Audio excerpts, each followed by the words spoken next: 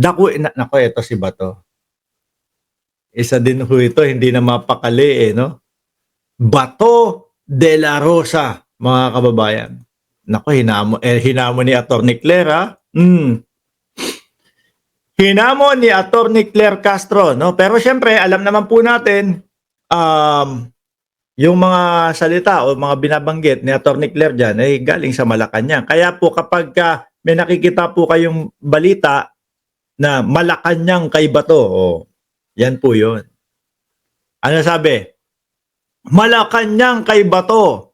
Matapang ka? Di ba? Matapang ka, sabi. Bisitahin mo si Digong sa ICC. Naku po! Baka ho hindi makabalik. Baka po hindi makabalik. Since nandito ka na naman, hindi na namin kailangan ng warrant of arrest, magstay ka na dito, no? Kaya lang ho, hindi ganun yung nakikita ko kay Bato. Ang nakikita ko kay Bato, mga bossing, gusto niya ng iwan si dating Pangulong Duterte. Gusto niya ng talikuran si dating Pangulong Duterte, mga kababayan. Kasi tingnan nyo, nung nasa Hong Kong ang dating Pangulo, mga bossing, ang sabi mismo ni Bato de la Rosa, tinawagan niya si Bingbong Si Bingbong Meljaldia, no? ES pa din ang tawag nila, Executive Secretary daw siguro ni meron na pong warrant of arrest. May warrant of arrest na po kay dating Pangulong Duterte at kay Bato de la Rosa, siya nga, no? Biglang nagpalusot si Bato. Sabi niya, hindi na po ako didiretso dyan. Sabi, hindi na po ako didiretso dyan. Asikasuhin ko na lang po yung mga petition o atsuchuchu dito, no? Para makahabol, kumbaga, ipapakita nila madaming pumirma or kung ano man yung inasikaso daw ni Bato para umabot. Mga kababayan, yung oras na yun, hindi nagparamdam si Bato.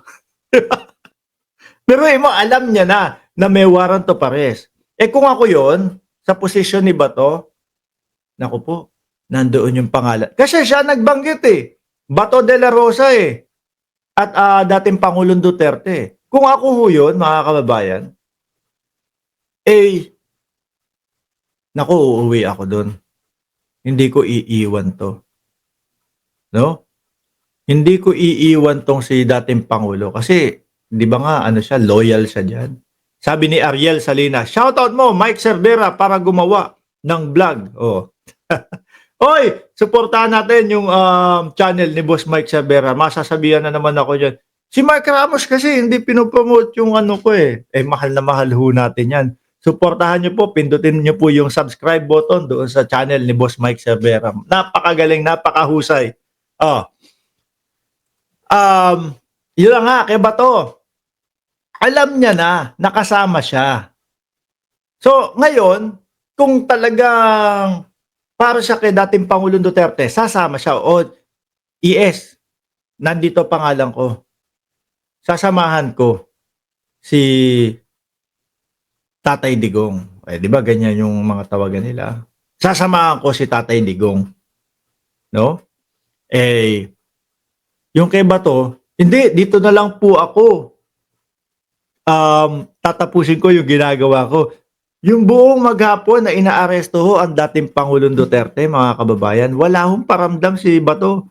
Meron pa nga ho, mga bossing, na reporter, kinakatok siya doon sa opisina niya sa Senado.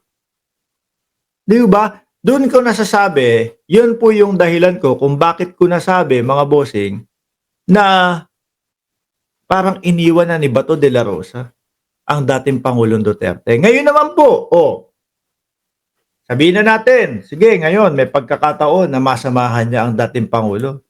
Kung ano-ano naman po ang ninanais, kung ano-ano naman po ang gustong mangyari. No? Yung mga loophole po ng batas, talaga namang inaabuso.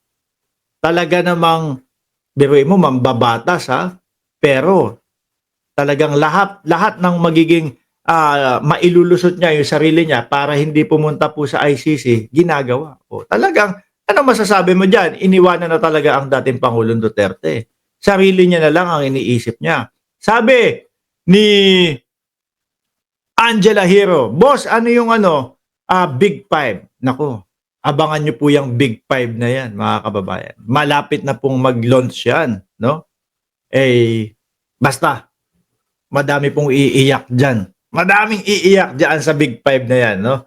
Pagka linabas na po namin yan, mga bossing, iaano namin, basta ipopromote muna namin tapos sabay may mapapanood na kayo. Mag-iiyakan. Pihado po. Matutuwa kayo doon. Oh, basahin ko to. Hindi po ba kung talagang alam niya na walang warrant of arrest issue by a competent authority, matapang po, no? Sinamahan ang dating Pangulong Duterte. Eh hindi nga eh. Biglang ang sabi dito na lang po muna ako. Iniwanan ang dating Pangulong Duterte. And as a matter of fact, dapat nga nauna pa siya kay Senator Robin Padilla pumunta sa the Netherlands. Oo nga. Si Robin Padilla, alam naman natin, wala namang dun eh. Wala namang mangyayari doon kay Binoy eh. Pagka-Inglesan nga ho, mga boss, pag Inglesan ho, wala na. Di ba? Wala na. Bakit? Yung kay Senator Pimentel nga lang ho, mga kababayan, pagkahaba-haba nung binasa, no? Pagkahaba-haba nung binasa, mga kababayan, biglang ang ending is, hindi naman po yan yung malayo naman po yung, yung sinasabi nyo, yung sagot nyo, doon pa kaya? Hindi, kasi mabigat daw ho yung mabigat daw ho yung bag ni BP Sara, kaya kailangan ng isang Robin Padilla nakahawak ng ganun. O tama nga naman yung sabi dito ni Attorney Claire Castro. 'Di ba? Mas nauna pa siya kay Binoy na pumunta sa Netherlands. Pero dahil nga po, siya na mismo ang nagsabi, si Tobats, na may warrant of arrest siya, hindi makapunta doon. Ngayon, medyo nakakalabas-labas, mga kababayan, no? Kasi kailangan muna ulit magplano ulit kung paano naman ihahain kay Bato de la Rosa yan. Baka mabigla, Baka mabigla. Bakit hindi naman nabanggit ng PNP o ng kung sino man na nandun yung pangalan ni Bato de la Rosa? Tingnan nyo nga ho, umpisa pa lang, bigla nang iniwan ang dating Pangulong Duterte. Biglang nasabi na lang niya, dito na lang po muna ako sa Davao, asikasuhin ko to. Pero ang basa ko po doon, mga kababayan, is palusot para hindi siya makasama. Tas hindi na makontak. Di ba? Yung buong maghapon na yon. Hindi makontak si Bato de la Rosa. Kinabahan ho, mga bossing. Gusto ko pa namang marinig yung famous word niya nung araw na yon. Wala pong iba kundi Mick Madi.